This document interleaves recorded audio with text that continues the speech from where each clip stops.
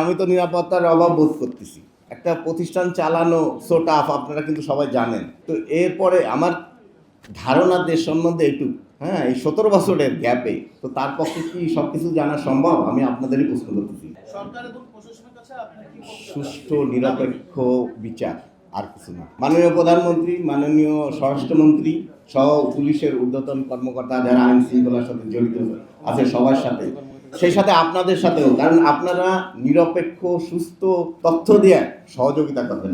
এবং সে 25টা বছর জেল খাটছে, আপনারা সবাই জানেন। জেল খাটার পরে বলছিল যে ভাইয়া আমি ভালো হয়ে যাব, সে তো সাজাটা পাইছেই।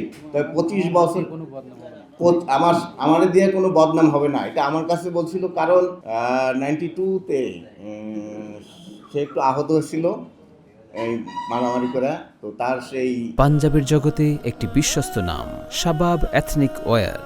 ট্রিটমেন্টের জন্য আমার বেশ অনেক টাকা খরচ গেছে, এবং আমার একটা ব্যবসা প্রতিষ্ঠান দোকান ওটাও প্রায় ধ্বংস হয়ে গেছিল। এই জন্য সে মেন্টালি গিলটি ছিল। হ্যাঁ, আমার মনে হয় এই জন্যই সে বারবার আমার কাছে এগুলো বলতো।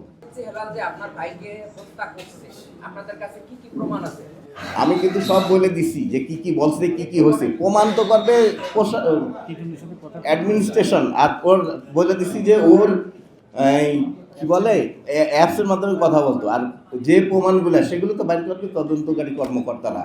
আমরা তো সন্দেহ করছি দেখে মামলাটা দিছি, নাহলে তো মামলা দিতাম না। দিতাম বলেন? হ্যাঁ